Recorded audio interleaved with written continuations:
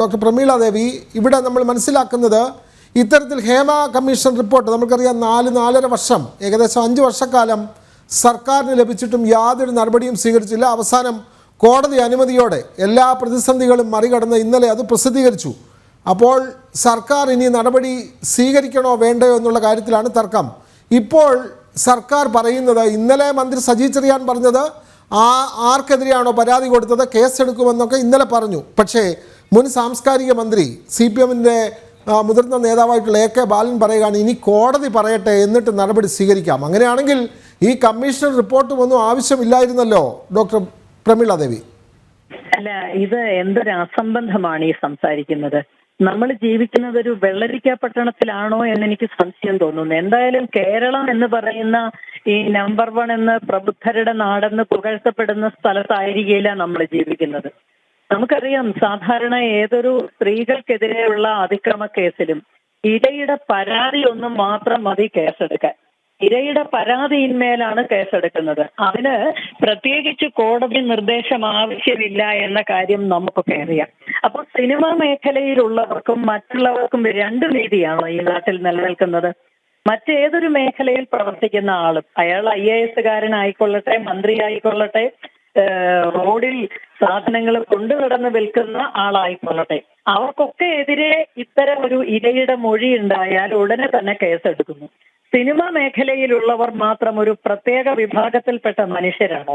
അവർക്കെതിരെ അതികഠിനമായ പീഡനങ്ങൾ അനുഭവിക്കേണ്ടി വന്ന പെൺകുട്ടികൾ, സ്ത്രീകൾ പരാതിപ്പെടുമ്പോൾ അതിൽ പോക്സോ കേസ് ഉണ്ട് എന്നതാണ് നമ്മൾ ശ്രദ്ധിക്കേണ്ടുന്ന കാര്യം. 18 വയസ്സിൽ താഴെയുള്ള കുട്ടികൾക്കെതിരെയുള്ള അതിക്രമം ഉൾപ്പെടെ മാനുഷിക പരിഗണന കൊടുക്കാതെ അവരുടെ പ്രാഥമിക ആവശ്യങ്ങൾ നിറവേറ്റാനുള്ള അവസരം പോലും ലഭിക്കാതെ കഷ്ടപ്പെടുന്ന ഇരകൾ, അവർക്ക് പറയാനുള്ളതെല്ലാം ജസ്റ്റിസ് ഹേമ നയിക്കുന്ന കമ്മീഷന് മുൻപിൽ മനസ്സ് തുറന്ന് പറഞ്ഞപ്പോ അത് ഇനി കേസെടുക്കണമെങ്കിൽ വീണ്ടും കോടതിയുടെ നിർദ്ദേശം വേണമെന്ന് പറയുന്നത് എന്തർത്ഥത്തിലാണ്? AK ബാലൻ വെറുമൊരു AK ബാലനല്ല, CPMന്റെ മുൻ സാംസ്കാരിക വകുപ്പ് മന്ത്രിയാണ്, നേതാവാണ്. അതിലുപരിയായി അദ്ദേഹം ഒരു പ്രത്യേക കമ്മിറ്റിക്ക് നേതൃത്വം കൊടുത്തിരുന്ന ആളാണ്. തീവ്രത അളക്കുന്ന, സ്ത്രീ പീഡനങ്ങളിൽ അതിന്റെ തീവ്രത അളക്കുന്ന എന്തോ ഒരു മീറ്റർ, ബാരോമീറ്ററോ മാനോമീറ്ററോ അദ്ദേഹത്തിന്റെ കൈവശമുണ്ട്. അതുപയോഗിച്ച് തീവ്രത അളക്കുന്ന സംവിധാനത്തിന്റെ അധ്യക്ഷൻ കൂടിയായിരുന്നു.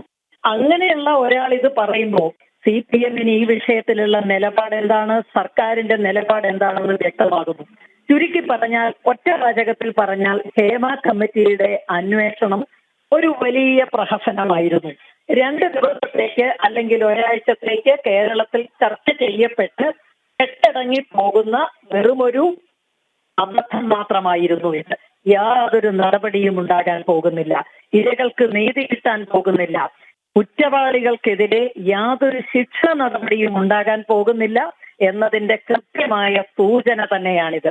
മലയാളികളെ മുഴുവൻ വിഡ്ഢികളാക്കുന്ന, കമ്മീഷനെ അടക്കം പരിഹാസ്യരാക്കുന്ന ഒരു നിലപാടാണ് CPMന്റെ നേതാവും മുൻ സാംസ്കാരിക വകുപ്പ് മന്ത്രിയും സർക്കാരിന്റെ ജിഹ്വയുമായ ശ്രീ AK ബാലന്റെ വാക്കുകളിലൂടെ പുറത്തു വന്നിരിക്കുന്നത്. പരിതാപകരം. അബദ്ധരാക്കപ്പെട്ട, പരിഹാസ്യരാക്കപ്പെട്ട, വിഡ്ഢികളാക്കപ്പെട്ട ഒരു ജനതയുടെ വനരോധനം ഇനി ആര് കേൾക്കാനാണ്? ആരോടാണ് പറയേണ്ടത്? കഷ്ടം. സിനിമാ മേഖലയിലെ സ്ത്രീകൾ പറയാനുള്ളത് പറഞ്ഞു.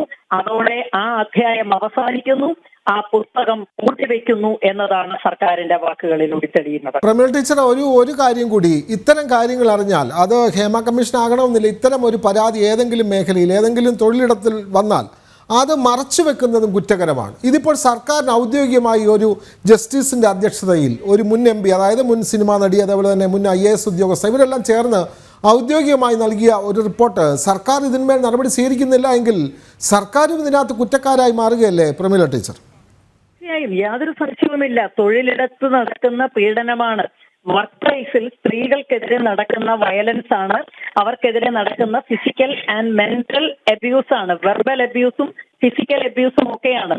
അത്തരം ഒരു കുറ്റകൃത്യത്തെ കുറിച്ച് പരാതി കിട്ടിയാൽ അത് മറച്ചു വെക്കുന്നയാൾ പരാതിക്ക് കാരണക്കാരനായ വ്യക്തിയെ പോലെ തന്നെ തുല്യമായും കുറ്റവാളിയാണ്. ഇവിടെ സർക്കാർ കുറ്റവാളിയാണ്. സർക്കാർ ഇപ്പോഴും മാത്രമല്ല കുറ്റവാളിയായത്, 5 വർഷമായിട്ട് സർക്കാർ ആ കുറ്റകൃത്യം തുടരുകയാണ്. 2019 ജസ്റ്റിസ് ഹേമ കമ്മീഷൻ കൊടുത്ത റിപ്പോർട്ട് 5 വർഷക്കാലം മേശയ്ക്കകത്ത് പൊടി പിടിച്ചു വെച്ചിരുന്നത്, തട്ടിൻപുറത്തിട്ടിരുന്നത് സർക്കാരിന്റെ അനാസ്ഥയാണെന്ന് മാത്രമല്ല, സർക്കാരിന്റെ ഗൗരവതരമായ കുറ്റകൃത്യം കൂടിയാണ്. ഇര അവരുടെ ഇരയല്ല, ഇരകൾ പോക്സോ കേസിൽ ഇരയായ കുട്ടി ഉൾപ്പെടെയുള്ളവരുടെ ദയനീയമായ പരാതികൾ അവഗണിച്ചത്, ആ കുറ്റകൃത്യം മൂടിവെക്കാൻ സഹായിച്ചത്, അതിന്മേൽ നടപടിയെടുക്കാതിരുന്നത്, ഇരകളെ സംരക്ഷിക്കാനും പ്രതികളെ ശിക്ഷിക്കാനുമുള്ള നടപടികളിലേക്ക് പോകാതിരുന്നത്, ഇതൊക്കെ ഗൗരവതരമായ കുറ്റം തന്നെയാണ്. തീർച്ചയായിട്ടും ഇതിൽ നിയമ നടപടി ആവശ്യവുമാണ്.